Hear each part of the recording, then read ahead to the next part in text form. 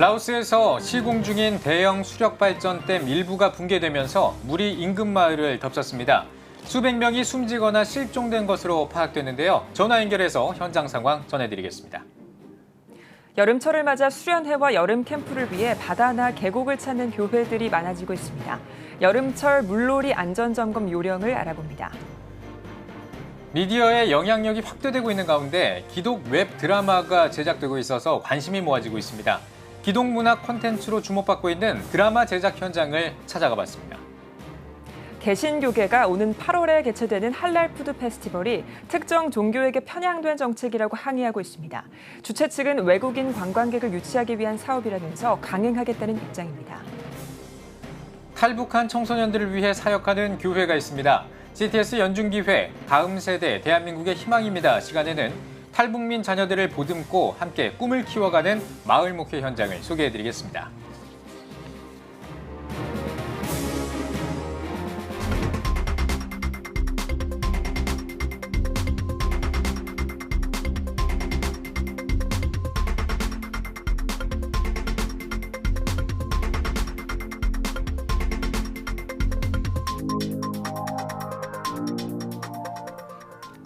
시청자 여러분 안녕하십니까? 7월 25일 수요일 CTS 뉴스입니다.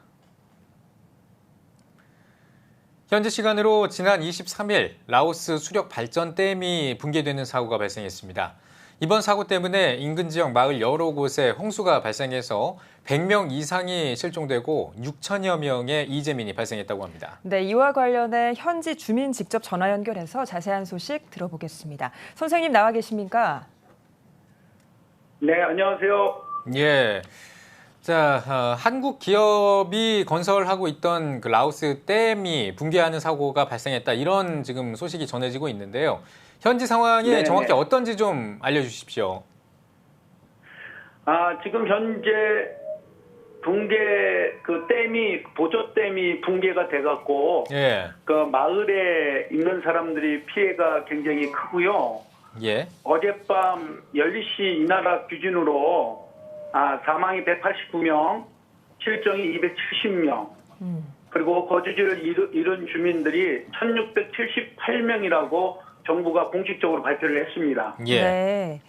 댐이 붕괴되면서 수많은 이재민과 사망자가 나오고 있는데요. 현지 정부에서는 좀 어떻게 대응하고 있습니까? 지금 현재 그 군인들과 그 소방관 모든 그 동원되는 인력들이요 그쪽으로 투입됐고요. 가까이 있는 마을 주민들도 아직 빠져나오지 못한 사람들을 작은 배를 이용해서 그들을 계속 구출해주고 있습니다. 예. 뭐 현재도 많은 이재민이 발생했고 앞으로도 좀 그럴 전망이 좀 보이는 것 같은데요. 지원이 시급할 것 같습니다. 이들을 좀 지원하는 손길이 나오고 있습니까? 지금 현재 라오스에 있는 교민들 중심으로 긴급하게 회의를 했고요. 예. 대사관과 한인회 또 저희와 함께 또 현지 또 교단과 함께 연계해서 이들을 어떻게 섬길 것인지를 지금 논의하고 그것에 지역에 계시는 선생님들과도 이야기 중에 있습니다. 예. 네. 지금 피해를 입은 현지인들에게 가장 필요한 게 뭐라고 보십니까? 아무래도 기도가 가장 필요하겠고요. 비가 너무 많이 와서 비가 멈추는 것이 가장 중요한 관건이고요. 지금 현재 집들이 수몰된 상태이기 때문에 옷이라든지 이불이라든지 생필품 그리고 먹을 것이 너무나 부족합니다. 예, 그렇군요. 자, 그러면은 혹시 현지 교계라든지 기독교인들의 구호 활동이 진행되고 있는지 혹시 아십니까? 예, 지금 현지 교단과 연계를 하고 있고요. 예. 지금 현재 조금 전에도 소식이 왔는데 그쪽 지역에 우리 크리스찬 가족 10가정 이상이 지금 재난을 당하고 있습니다. 예. 네.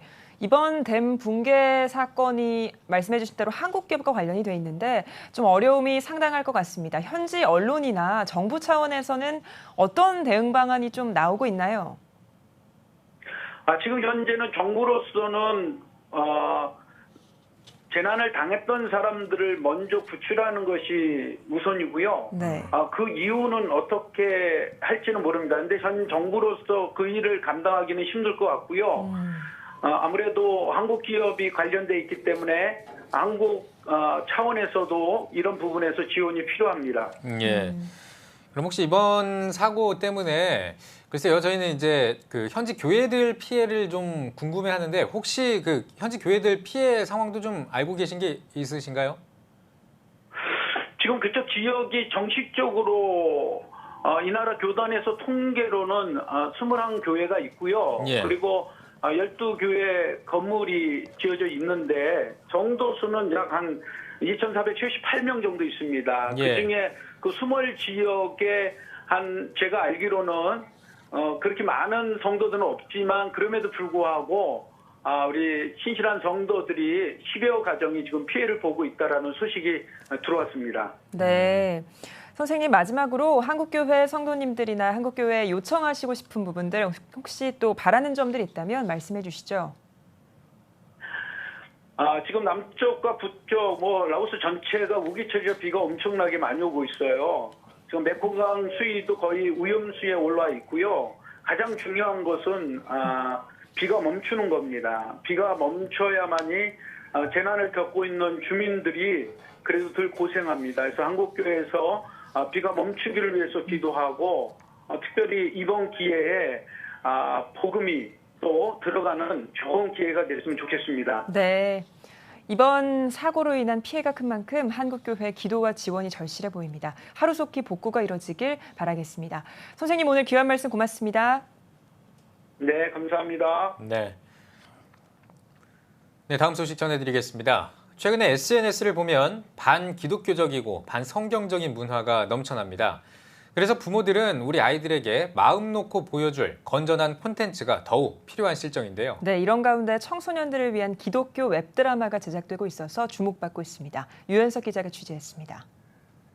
청운교회 예배당, 기독교 웹드라마, 모두가 알고 있는 비밀 시즌2 제작이 한창입니다.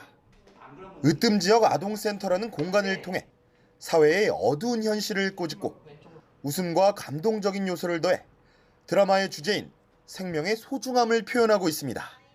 요즘과 같이 좀 패역한 문화가 좀 많은 이 시대에 우리 드라마가 되게 선하고 착한 드라마거든요. 그래서 우리 드라마를 통해서 빛과 소금 같은 드라마로서 역할을 했으면 좋겠고, 총 12부작으로 기획된 모알비 시즌1. 주인공 양송이가 특별한 학원에 취직되며 벌어지는 일 안에서 가정폭력, 게임 중독 등 최근 사회 문제로까지 떠오르고 있는 청소년 문제들을 그려냈습니다.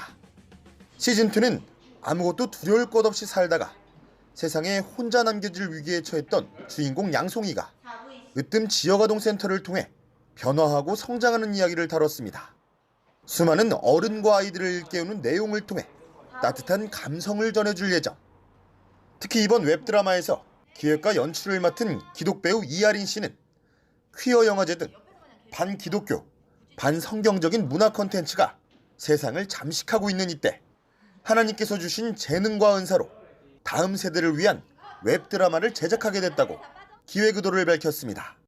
다음 세대들이 볼 수 있는 컨텐츠가 너무 없어서 이런 것들이 좀 많아졌으면 좋겠다. 그래서 많이 남기는 것이 저의 목표고, 그렇게 해서 시작하게 된 게 저희 모두가 알고 있는 비밀 웹드라마고요.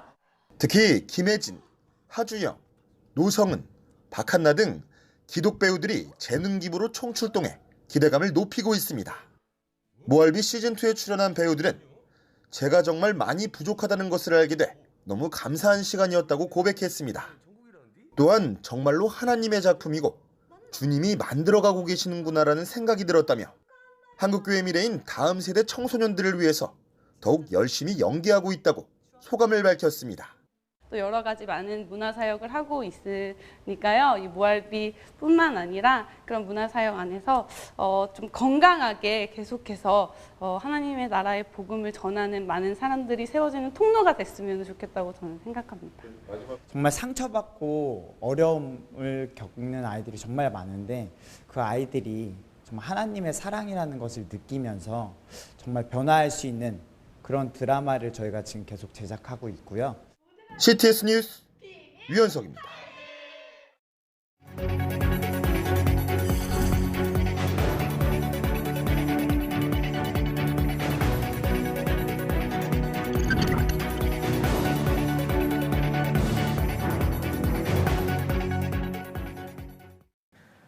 연일 폭염이 계속되고 있습니다. 많은 교회들이 여름 수련회 기간 동안 바닷가나 계곡으로 물놀이하러 떠날 텐데요. 네, 여름철에 물놀이 할 때 안전을 위해 유의해야 할 점들 알아보겠습니다. 현장에 나가 있는 취재기자 연결합니다. 박세연 기자.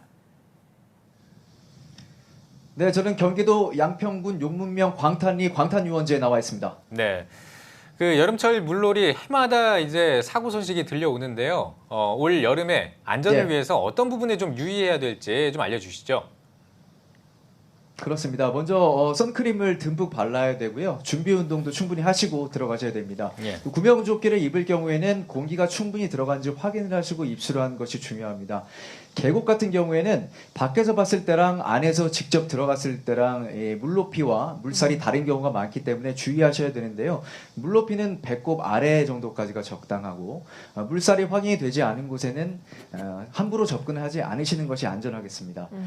계곡에서 다이빙 하시는 분들 많이 계신데 상당히 위험합니다. 물속에 뾰족한 돌들이 있을 경우에 머리와 부딪혀서 심각한 사고로 이어질 수 있기 때문에 절대 금지하셔야 되고요.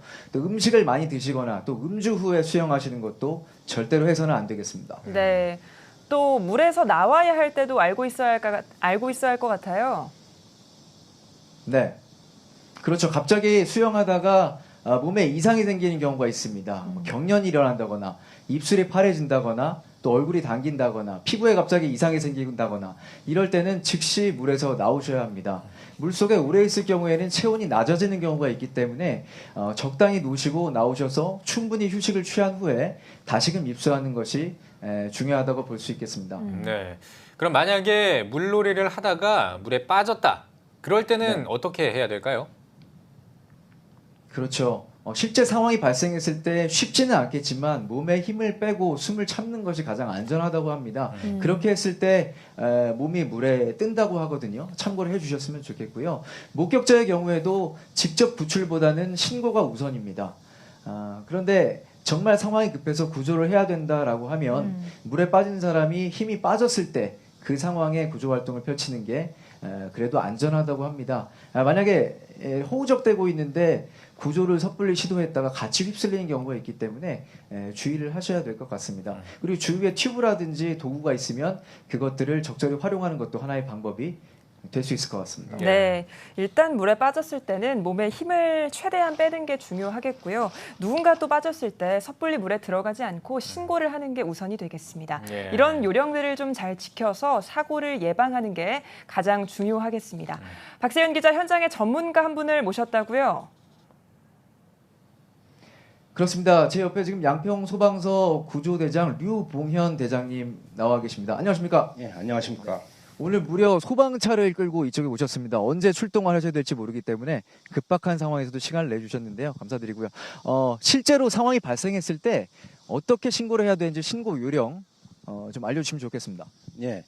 일단 당황하고 흥분되어 있기 때문에 말이 빠르게 할 수밖에 없습니다. 그럴 때는 천천히 이제 대화를 해야 되고요. 일단은 국번 없이 119나 112를 누릅니다. 그 다음엔 차분하게 그 대화를 이제 시작해야 되고요. 그 다음에 두 번째로는 현재 위치를 정확하게 말씀해 주셔야지 빨리 찾아옵니다. 그 현재 위치를 모른다. 그럴 경우는 주위에 그 큰 건물이나 아니면 지형 진물 아니면 또한 전봇대에 그 전주 번호가 있습니다. 그거를 확인해서 말씀해 주시면 되겠습니다. 그리고 세 번째로는 그 이제 환자 상태, 익사자다 아니면 어느 상황을 잘 안내해 주셔야지 그 상황에 맞춰서 저희가 출동합니다. 그 상황을 잘 안내해 주시고, 그 다음에 네 번째로는 이제 119 종합 지휘센터가 있습니다. 거기서 지시하는 내용이 있어요. 익사자다 그러면 응급처치를 실시해달라. 그러면 심폐소생술을 실시해 주시면 되겠습니다. 네, 그렇군요. 지금 말씀하시는 거 좀 잘 참고해 주셨으면 좋겠고요. 실제로 응급 상황이 발생하는 경우가 있습니다. 그럴 때 어떻게 대처해야 되는지 한번 시범을 보도록 하겠습니다. 네. 자, 그러면 시범이 있겠습니다. 자, 일단은 한 손은 이마를 잡고 한 손은 턱을 잡아 올려 기도 확보 및 그다음에 이물질을 제거합니다. 그리고 인공호흡을 2회 실시합니다. 인공호흡은 초당 1회를 해가지고 2회 후 이렇게 실시해 주시면 되겠습니다. 그 다음엔 충부 압박으로 들어가는데 충부 압박은 분당 100에서 120회 정도 속도로 하며 그 깊이는 5에서 6cm의 깊이로 해주시면 되겠습니다. 이거를 30회를 반복해 주시고 30회를 1주기로 하여 실시하는데 5주기를 실시하고 그 다음에 환자 상태를 다시 확인합니다. 그래서 상태가 호전이 되지 않는다. 이럴 경우는 다시 재실시를 해주시면 되겠습니다.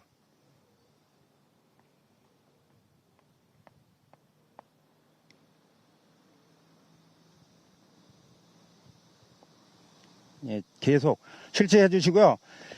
이런 경우 혼자 계속 실시하다 보면 지칩니다. 그럴 경우는 주위에 그 사람을 요청을 해서 같이 이제 병행해서 실시해 주시면 되겠고, 특히 여기 양평 지역 같은 경우는 거리가 멉니다. 특히 이제 센터나 소방서에서 거리가 멀기 때문에 5분 내지 10분 정도의 거리가 됩니다. 이럴 경우는 그 구급대원이 올 때까지 계속 지속적으로 해주셔야 됩니다. 중간에 끊기게 되면은 그 환자가 다시 소생하다가도 다시 사망할 그 요지가 있기 때문에 지속적으로 계속 실시하는 게 중요하다고 보겠습니다. 오늘 또 생생한 시범까지 보여주셔서 감사드리고요. 앞으로도 또 활발한 활동 부탁드리겠습니다. 감사합니다. 예, 감사합니다. 네, 올 여름 안전한 물놀이 즐기시길 바라겠습니다. 현장 주민 오늘은 양평에서 보내드렸습니다. 네, 연중기획 다음 세대 대한민국의 희망입니다. 시간입니다.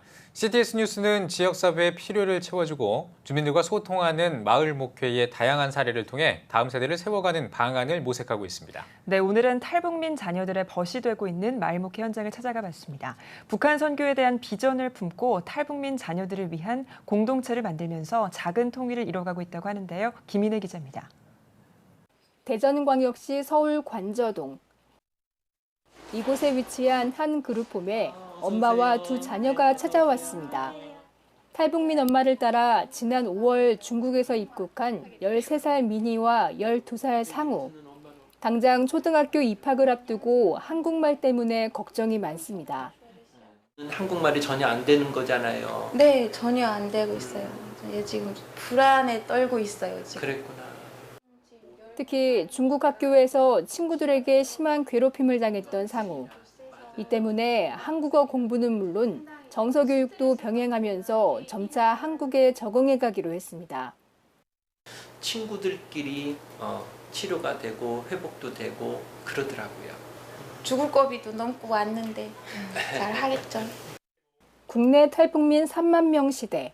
탈북 청소년 숫자만도 2천 명을 넘어섰지만 여전히 이들의 남한 사회 적응은 쉽지 않은데요.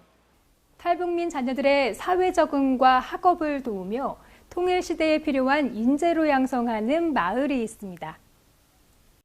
평일 오후 수업을 마치고 돌아온 아이들이 함께 둘러앉아 영어 빙고 게임을 하며 이야기꽃을 피웁니다.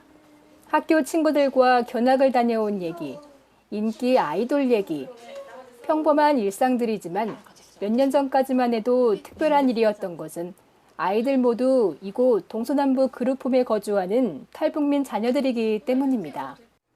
낯선 환경에서 엄마와 떨어져 지내는 것이 두려웠던 문화. 1년이 지난 지금은 여느 또래 친구들처럼 호기심 많은 사춘기 소녀가 됐습니다. 동서남북 그룹홈에서 북한과 다른 남한 문화를 배우고 인내심을 기를 수 있었습니다. 친구랑 같이 놀고 책을 보고 생활도 하고 그런 것보다가 친구랑 같이 있으니까 좀 재밌어요. 동서남북교회가 기숙사를 만들어 탈북민 자녀를 맡기 시작한 것은 지난 2012년. 북한 선교의 비전을 갖고 10년 전 대전에 교회를 개척한 한의술 목사는 통일부 소속의 하나센터를 통해 자녀 교육에 힘들어하는 탈북민들을 만나면서 탈북민 선교의 동역자가 됐습니다. 본인들 경제 활동도 해야 되고 그리고 이제 그 부분이 가장 크죠. 그러다 보니까 아이들이 방치가 되는 거예요. 그러면 우리가 이제 작은 부분이지만 아이들을 교육을 맡아서 조금이라도 좀 감당을 해주면 좋겠다 해서 이제 이 일을 시작을 하게 된 겁니다. 방과 후 교실을 운영해 8명의 탈북민 자녀들을 교육하고 그중 6명은 숙식까지 책임지고 있습니다. 탈북 과정에서 규칙적인 생활 습관을 익히지 못했고 정서적으로 불안하기 때문에 세심한 인성, 생활 지도가 필요합니다. 탈북민 이순영 씨도 한국 입국 후 가장 고민됐던 탈북 가정 차별은 이제 한시름 놓았습니다. 여기다 보내놓고 저는 마음 났거든요. 처음에 그리 밖에도 못 나가고 했었는데 여기 오고 나니까 이렇게 중국말 하는 애들이 많지 않아요. 그러니까 애가 이게 좀 자신감이 생기고 여기 한국말도 빨리 배우고 여기 적응이 빨라지더라고요. 또 북한에서는 접해보지 못한 영어와 컴퓨터, 예체능 교육도 별도로 편성해 집중적으로 가르치고 있습니다. 여기에는 곳곳에서 보내주는 도움과 관심이 큰 힘이 됩니다. 몸과 마음의 건강을 함께 챙길 수 있는 태권도는 지역도장에서 4년 넘게 무료 지원 중이고 음악과 미술 교육은 바우처 사업과 연계해 가르치고 있습니다. 처음엔 눈에 보이지 않는 벽을 갖고 있던 아이들도 생소하지만 배우는 즐거움에 서서히 마음의 문을 열고 꿈 또한 한층 커져만 갑니다.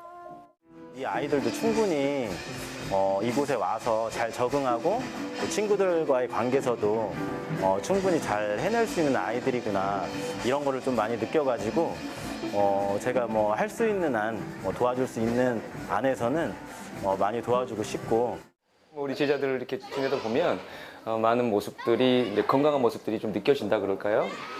그리고 이제 아이들이 생각하면서 수련하고 또 생각하면서 행동하는 것 이런 것들을 보면 뭐 초반 예전보다는 많이 지금 향상된 모습을 보이고 있습니다. 특히 북한 선교의 비전은 자연스레 탈북민들을 교회로 모이게 했고 주일은 물론 남한 성도와 북한 성도가 함께하는 정기적인 교제는 교회 안에서의 작은 통일을 만들어냈습니다. 통일 한국을 대비해 마중물 역할을 감당하고 있는 마을. 동서남북교회의 소원은 무엇일까? 물질적 지원이라고 쉽게 생각할 수 있겠지만 이보다 바라는 것은 오랜 시간 소외됐던 탈북민 자녀들이 학교 생활에 잘 적응하고 건강한 사회 구성원이 될 수 있도록 또 통일 한국이 됐을 때 쓰임받는 소중한 인재가 되기를 매일 기도합니다.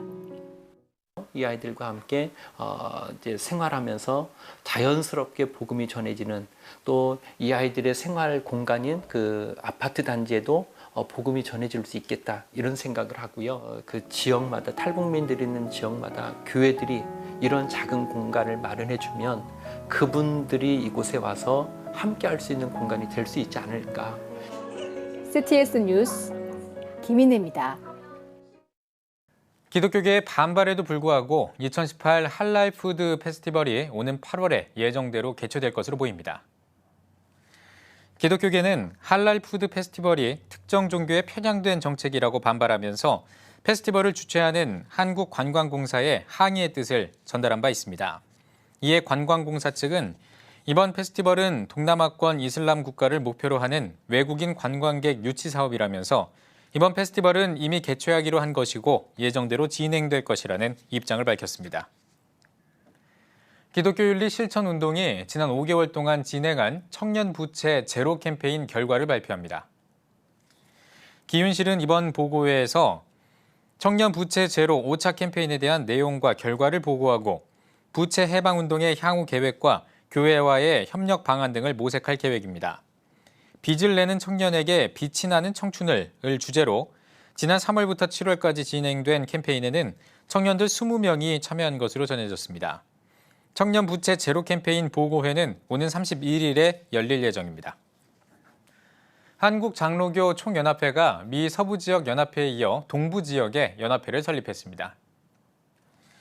한장총은 LA에서 미 서부지역 연합회 창립 총회를 개최했으며 미주 한인 장로교단 소속 이정남 목사가 대표회장으로 추대됐습니다.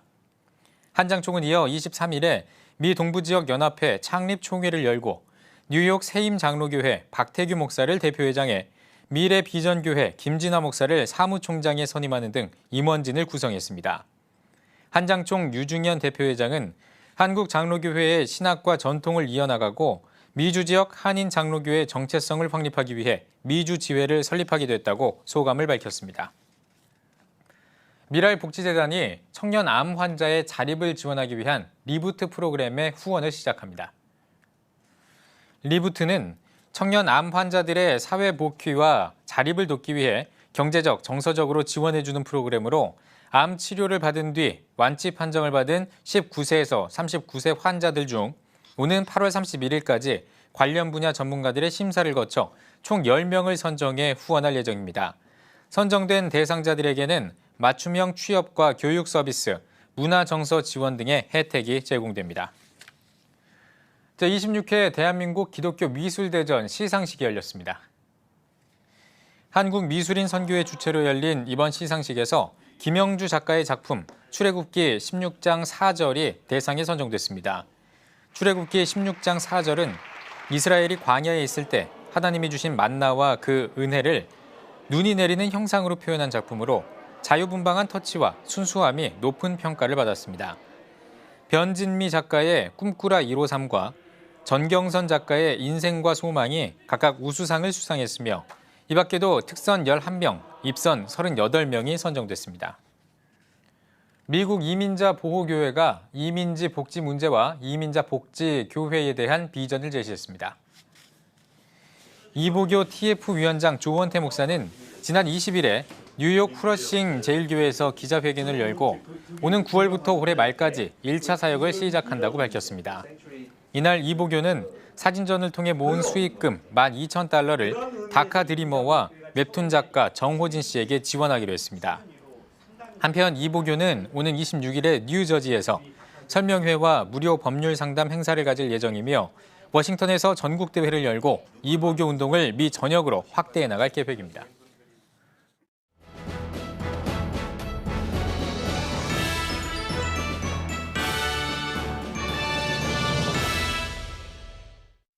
전국 각 지역별 네트워크 뉴스입니다. 사단법인 복음의 전함과 부산 기독교총연합, 부산 성시화 운동본부 등 부산 지역 기독교 단체들이 연합해 해운대 대규모 거리전도 대회를 가졌습니다. 해운대 제일교회에 모인 부산 지역 420여 명의 성도들은 예배를 시작으로 해운대 군함로 일대와 해운대 해변, 인근 지하철역 등에서 시민들에게 복음의 의미를 담은 전도지를 나눠주며 거리전도를 펼쳤습니다. 이번 거리전도 대회는 지난 7월 1일부터 시작된 대한민국을 전도하다 경상도 캠페인의 일환으로 오는 7월 말까지 부산역과 해운대 일대 복음 광고를 설치해 시민들에게 계속해서 복음을 전할 예정입니다. 복음의 전함은 부산과 경상도를 시작으로 2020년까지 대한민국 전역에서 대한민국을 전도하다 캠페인을 이어갈 계획입니다. 2018 창원시정을 위한 오찬 기도회가 창원시 기독교연합회 주최로 열렸습니다. 창원시장과 시의원, 창원지역 목회자가 참석한 예배에서 창원시 기독교연합회 대표회장 김성권 목사는 하나님께서는 꿈이 있고 신앙과 인격을 갖춘 사람을 쓰신다며 하나님께 쓰임받아 거룩하고 깨끗한 창원시를 만들어달라고 말씀을 전했습니다. 허성무 창원시장은 인사말을 통해 이를 이루시는 분이 하나님이심을 믿고 열심히 계획하고 노력하겠다고 강조했습니다. 이후 기도회에서는 창원시의 발전과 교회 부흥을 위해 함께 기도하는 시간을 가졌습니다. 광주광역시 기독교교단협의회가 광주광역시장, 교육감과 구청장, 시의원을 초청해 취임을 축하하고 감사 예배를 드렸습니다. 광교협 대표회장 문희성 목사는 시민들의 아픔과 상처를 따뜻하고 포근하게 안아줄 수 있는 위정자들이 돼주길 바란다며 시대적인 흐름을 핑계로 소수의 인권만을 위해 다수의 인권을 무시하는 과오를 범하지 않도록 늘 교회와도 잘 협력해가자고 당부했습니다. 이어 시장과 교육감, 시의회 의장과 5개 구청장 등이 감사 인사와 함께 시정 운영의 계획을 밝히고 교회와 성도님들의 기도와 협력을 요청했습니다. 우리 동네 오케스트라 제1회 정기연주회가 전주 재연교회에서 열렸습니다. 뮤지콤 음악연구소와 전주재연교회가 공동으로 주최한 이번 행사에서 재연 오케스트라 단원들과 오케스트라 강사들이 출연해 주만 바라볼지라 여기에 모인 우리 등의 연주를 선보이며 은혜로운 시간을 가졌습니다. 뮤지콤 음악연구소는 지역의 복음화와 기독교 클래식 문화 활성화를 위한 사업으로 교회와 연합해 우리 동네 오케스트라 단원을 모집하고 있습니다. 앞에 중앙성결교회가 70세 이상 교인을 대상으로 실버 예배를 드렸습니다. 예배에서 신현파 목사는 이 땅에 머무는 동안 장막집을 짓고 살지만 하나님께서 우리를 위해 지으신 하늘의 집이 있음을 소망해야 한다며 실버 예배를 통해 새로운 것을 배우기보다 평생 부르던 찬송, 평생 듣던 말씀, 평생 하던 기도를 반복하며 천국의 집을 기대하자고 전했습니다. 앞에 중앙교회는 지역사회의 급격한 고령화를 고려해 15년 전부터 종교와 나이를 초월한 지역 노인대학을 운영해 왔으며 출석교인 가운데 70세 이상의 어르신들을 대상으로 지난해 2월부터 실버 예배를 드리고 있습니다. 어르신이 되면서 자꾸만 잊어버리는 것들이 많은데 그중에 특별히 신앙과 관련된 것들을 너무 많이 잊어버리기 때문에 이분들이 이 세상에 사는 날 동안 신앙을 끝까지 지킬 수 있도록 도와드려야겠다는 의도에서 실버 예배를 시작하게 됐습니다.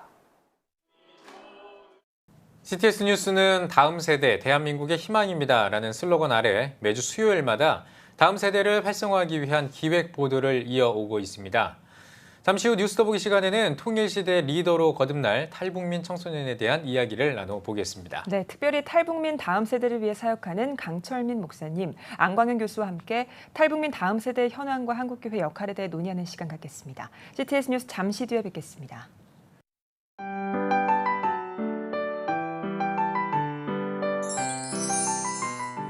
오늘날 다음 세대 선교 현장은 해외 어느 선교지보다도 복음화율이 낮은 복음의 불모지입니다. 한국교회 청소년이 급격히 감소하는 상황에서 교회 학교는 물론 다음 세대를 향한 선교적 접근이 너무나 어렵습니다. 아름다운 신앙 계승은 교회의 사명이기에 한국교회와 성도들이 당장 눈에 보이는 결과를 기대하기보다 지속적인 기도와 관심이 이어지길 소원합니다. 한국교회의 미래는 다음 세대 신앙 계승에 달려 있습니다. 예수 그리스도의 은혜와 하나님의 사랑이 자라나는 다음 세대와 함께 하기를 기도합니다. 다음 세대, 대한민국의 희망입니다. 이 캠페인은 대한예수교 장로회 통합총회와 함께합니다.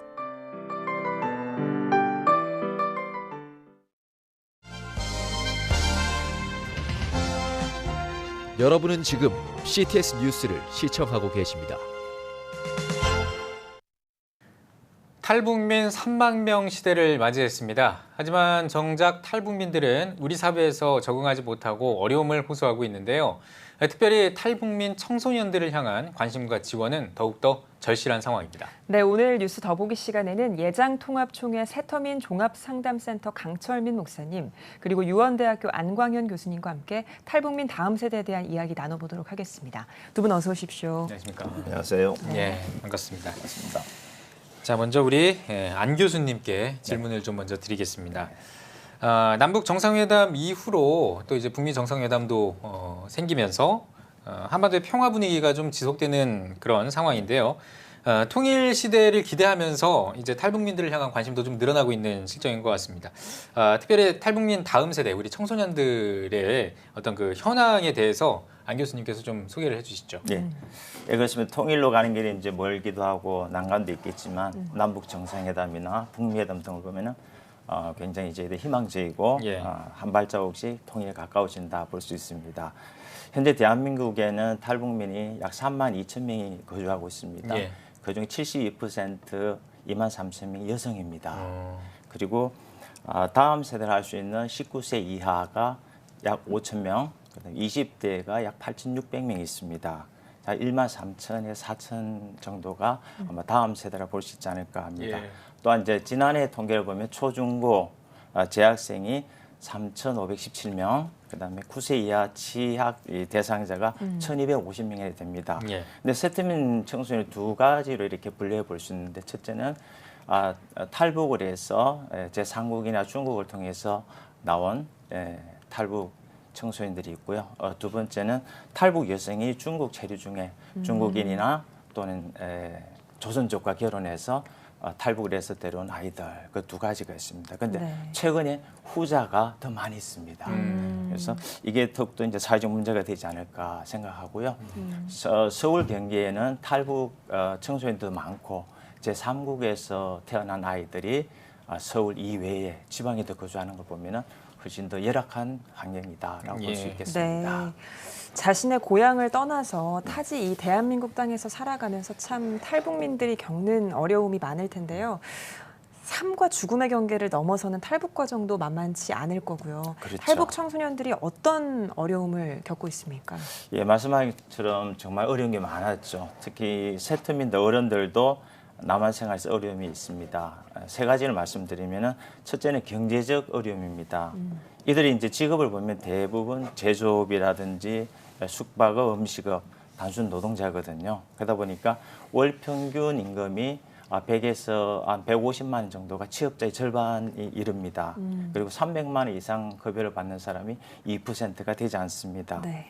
그리고 이제 탈북 과정에서 고통이 있었고 그로 인해서 외상 후 스트레스 장애가 있죠. 그러다 보니까 경제적으로 또 어렵게 됩니다. 두 번째는 편견과 차별입니다. 일부 탈북자들은 북한 말투로 인해서 차별의 대상이 되든지 또는 심지어 간첩으로 오해받기도 합니다. 더 어려운 거는 연평도 포격이라든지 핵실험 이런 걸로 인해서 탈북자들의 그 책임을 묻는 사회적 분위기도 있고요. 북한에 두고 온 어떤 그런 미안함도 가지고 있고 상처도 있고 그리움도 있고 그렇게 살아가는데도 이 땅에서 인정을 받지 못하죠. 많이 힘들죠. 세 번째는 이제 문화적 충격과 남한 사회 적응 실패입니다.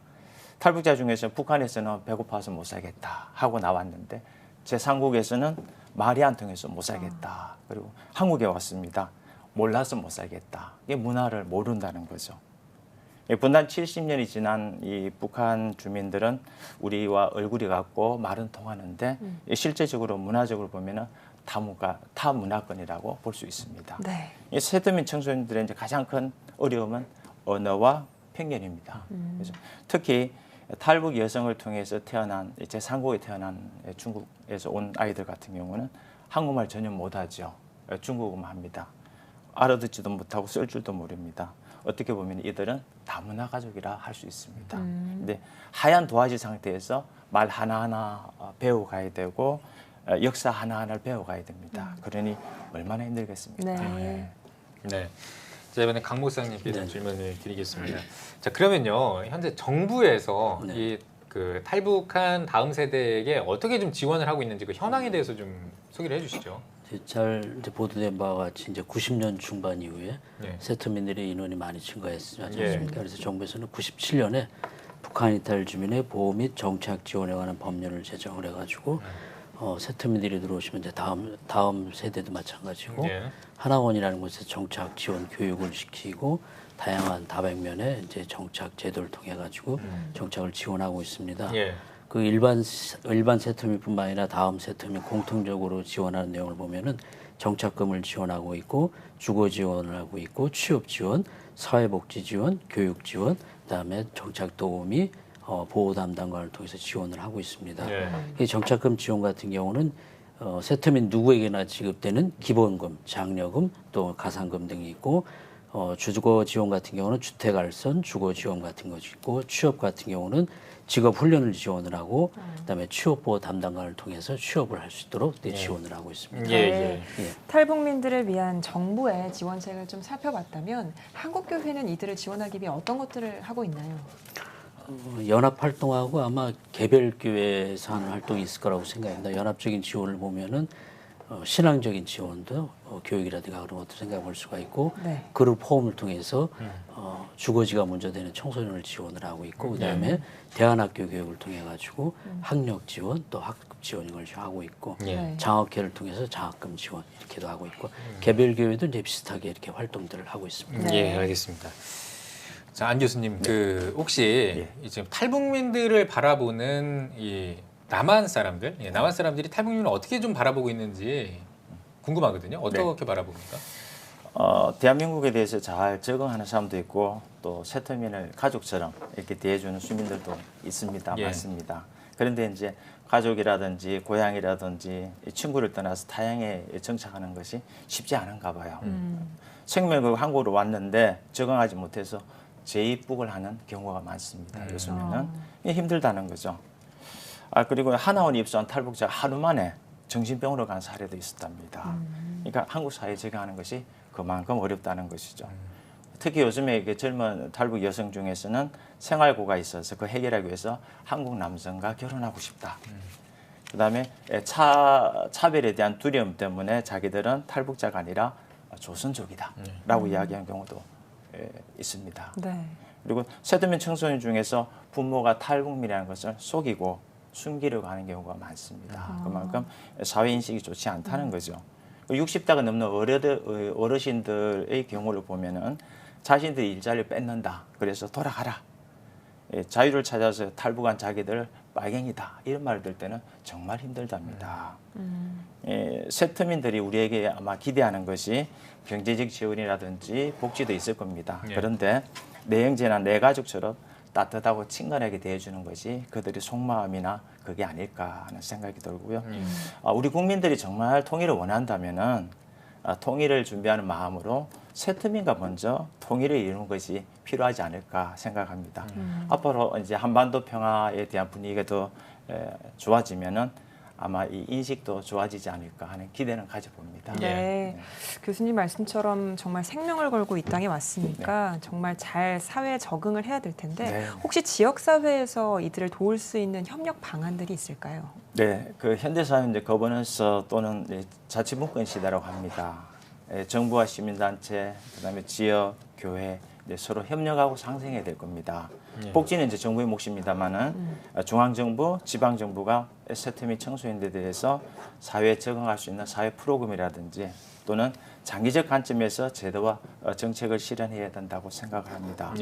지방정부는 학업, 교육, 진로, 취업에 대해서 이 아이들에게 정보를 제공해주고 교육을 시켜주고 지역의 기업이라든지 산업체 이런 데 대한 교류가 활발하게 일어날 수 있도록 역할을 해줘야 되지 않을까 생각하고요.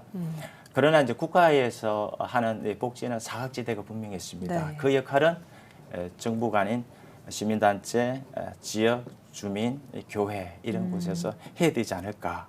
그리고 전문적인 지식을 가진 지역 주민들이 많거든요. 또 교회 안에서도 그 역량이 뛰어난 교인들이 많습니다.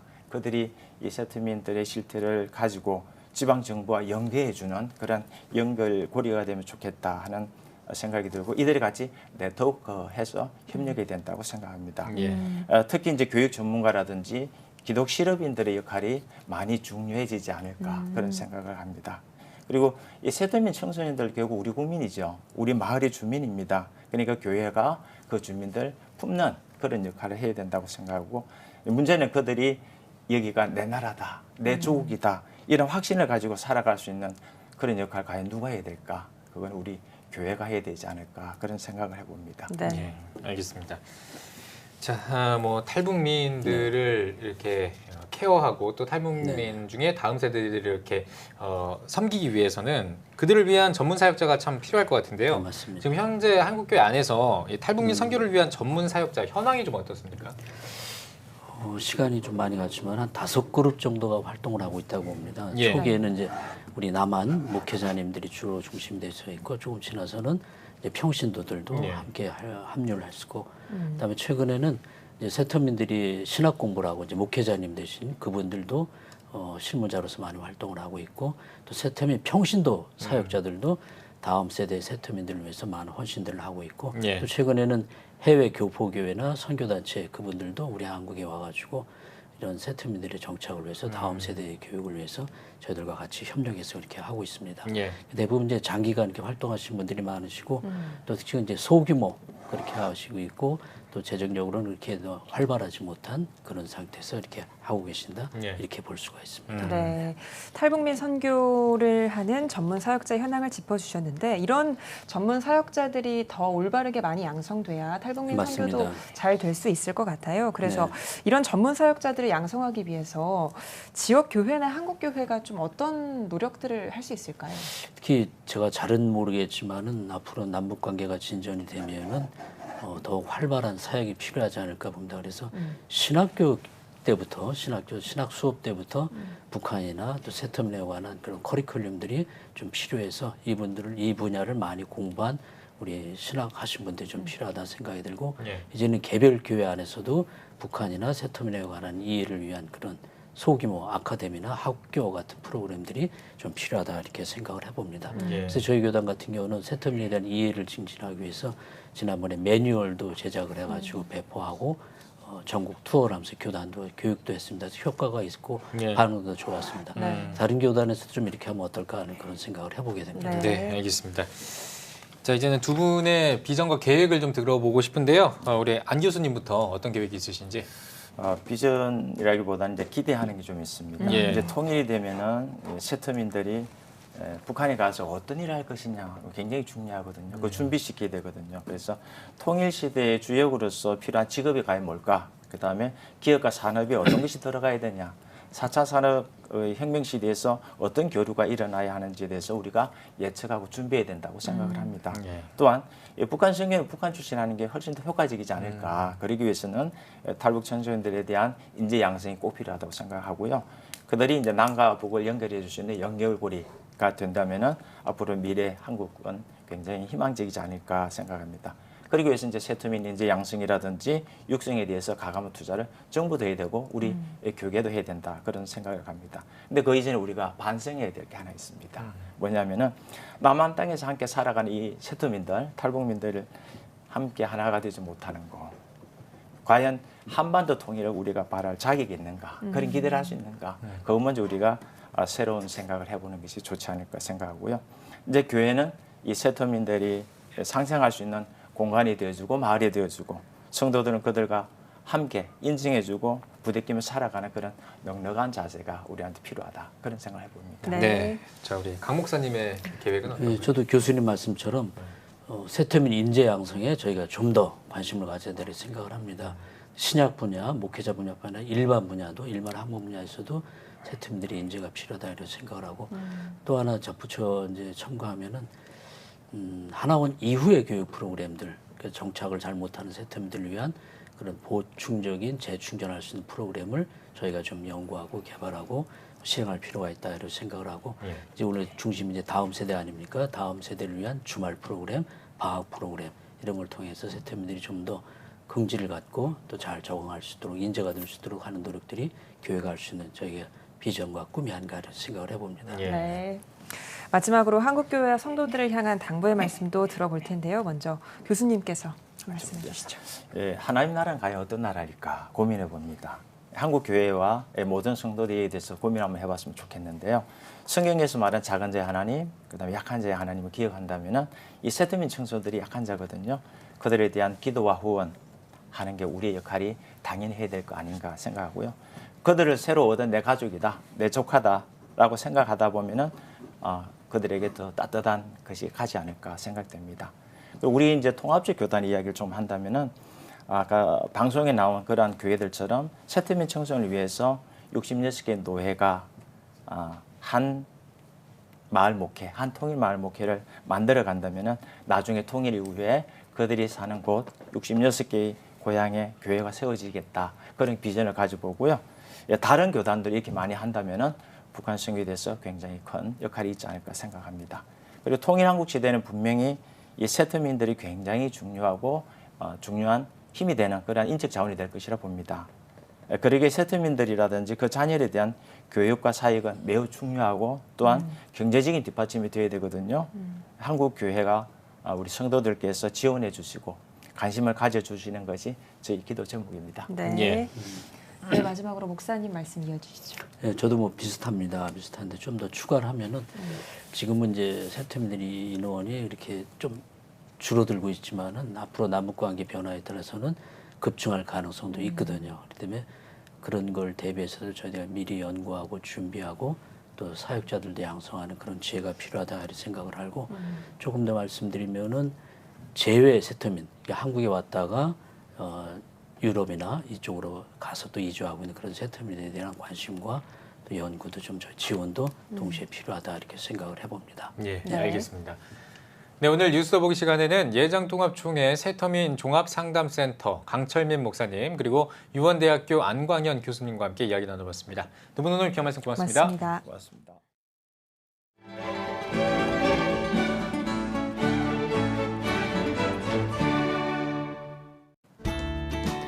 내일은 전국에 가끔 구름이 많겠습니다. 아침 최저 기온은 25도에서 28도, 낮 최고 기온은 33도에서 37도가 되겠습니다.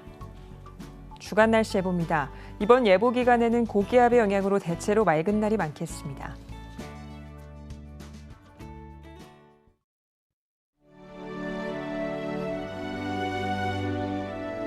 백만인 기도운동에 새롭게 참여하신 분들입니다.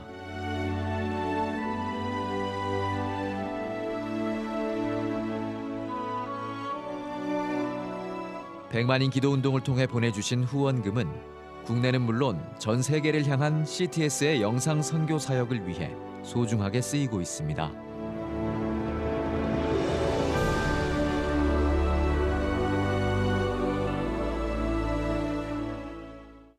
CTS 뉴스 오늘 순서 여기까지입니다. 시청해주신 여러분 고맙습니다.